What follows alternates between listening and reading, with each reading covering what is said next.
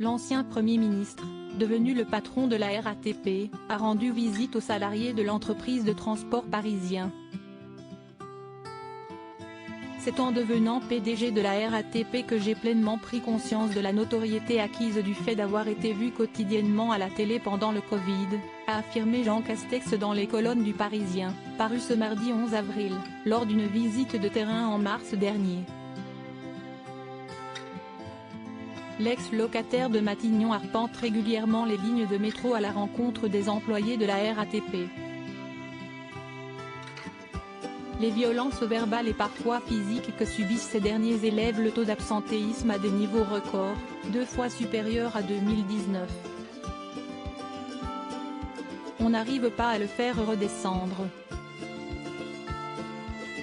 Il faut trouver une solution, nous faisons face à une forte concurrence, a expliqué Jean Castex. L'absentéisme peut aussi traduire un mal-être.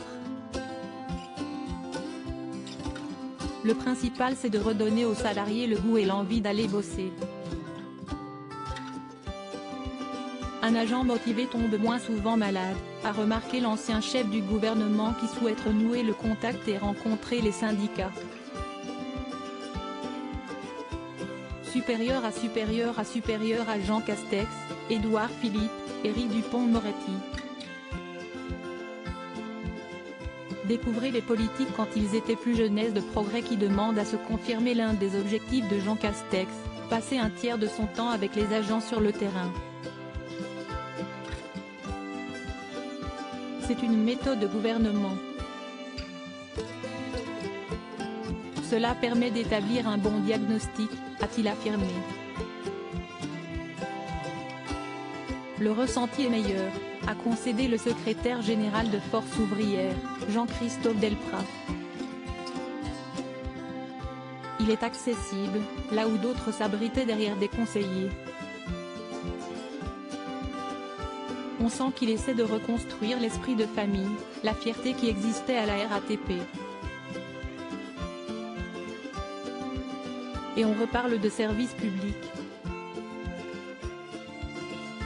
La dernière fois, c'était il y a 20 ans. Mais le secrétaire général de la CGT RATP Bus, Semil Kégissis, de tempérer, tout est loin d'être réglé. L'inflation est à 6%. La hausse des salaires n'a pas été suffisante pour les compenser. Et, il n'a pas mis un terme à la filialisation de l'entreprise. Les discours sont encourageants, mais les hommes politiques en font beaucoup.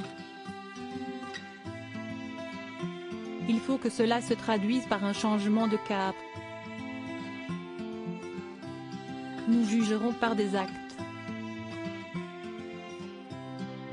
Article écrit avec la collaboration de 6 médias Crédit Photo, Stéphane Le Mouton.